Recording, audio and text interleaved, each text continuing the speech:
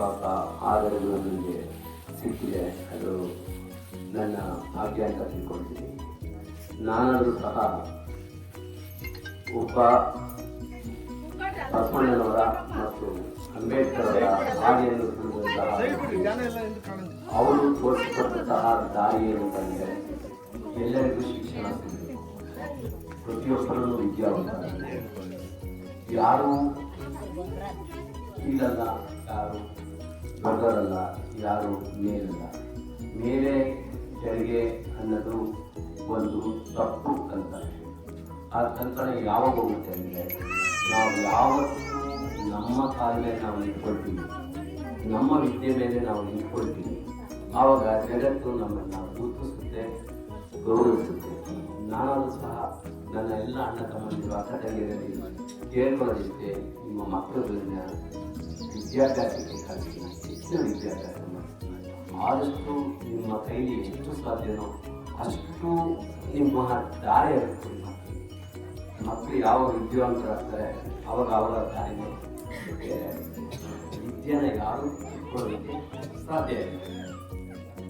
ನಿಮ್ಮ ಹಣ ತಿಳ್ಕೋಬೋದು, ಸಂಪತ್ತು ತಿಳ್ಕೋಬೋದು, ಜಮೀನು ತಿಳ್ಕೋಬೋದು, ಮನೆ ತಿಳ್ಕೋಬೋದು, ಅದರ ವಿದ್ಯೆನ ತಿಳ್ಕೊಳ್ಳೋದಕ್ಕೆ ಸಾಧ್ಯ. ಎಲ್ಲ ಮಕ್ಕಳು ವಿದ್ಯಾವಂತರು ಚೆನ್ನಾಗಿ ಓದಿ ಹೆಚ್ಚೆಚ್ಚು ಅಂಕಗಳನ್ನು ಪಡೆಯಬೇಕು.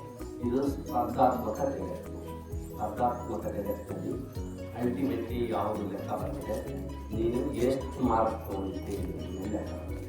ಯಾವುದೇ ಸ್ಕೂಲಿಗೆ ಸೇರ್ತೀವಿ, ಯಾವುದೇ ಕಾಲೇಜಿಗೆ ಸೇರ್ತೀವಿ, ಇಂಜಿನಿಯರ್ ಆಗಲಿ, ವೈದ್ಯರ್ ಆಗಲಿ, ಲಾಯರ್ ಆಗಲಿ, ಕಾಲೇಜಿಗೆ ಸೇರಬೇಕಂದ್ರೆ ಅವರು PUCನಲ್ಲಿ ಎಷ್ಟು ಅಂಕ ತಗೊಂಡಿದ್ದಾರೆ ಅನ್ನೋದು ಮುಖ್ಯ.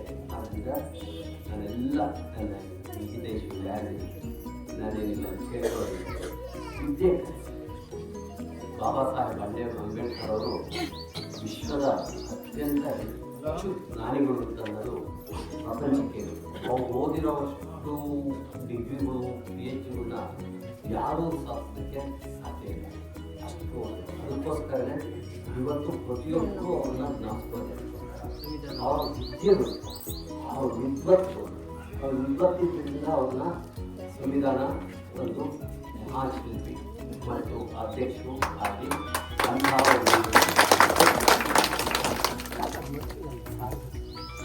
ಇವತ್ತು ನಮ್ಮೆಲ್ಲರಿಗೂ ಸಮಾನತೆ ಇದೆ ಅಂತಂದರೆ ಅದಕ್ಕೆ ಕಾರಣ ಬಸವಣ್ಣನವರು, ಅಂಬೇಡ್ಕರ್ ಅವರನ್ನು ಜ್ಞಾಪಿಸ್ಕೊಳ್ತಾ ಮತ್ತೊಮ್ಮೆ ಸ್ಮರಿಸ್ಕೊಳ್ತಾ ನಮ್ಮೆಲ್ಲರಿಗೂ ಒಳ್ಳೆಯದಾಗಿ ನಾವೆಲ್ಲರೂ ನಮ್ಮ ಮಕ್ಕಳನ್ನು ಹೆಚ್ಚು ವಿದ್ಯೆಯಲ್ಲಿ ಕಲಿಸೋದಕ್ಕೆ ಪ್ರಯತ್ನಿಸ್ತೀವಿ.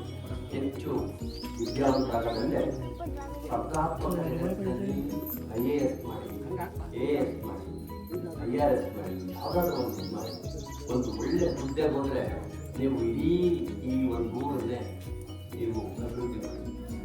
ಆದ್ದರಿಂದ ನಾನು ಮತ್ತೊಮ್ಮೆ ಕೇಳ್ಕೊಳ್ಳೋದೇನು, ಎಲ್ಲರೂ ಏನು ಕಲಿಬೇಕು, ಮಕ್ಕಳೆಲ್ಲ ಕೇಳಿ ಏನು ಕಲಿಬೇಕು, ಚೆನ್ನಾಗಿ ಓದ್ತೀರಾ, ಮೇಲೆ ಚೆನ್ನಾಗಿ ಪಾಸ್ ಮಾಡ್ತೀರಾ, ಫಸ್ಟ್ ಕ್ಲಾಸ್ ಫಸ್ಟ್ ರ್ಯಾಂಕ್.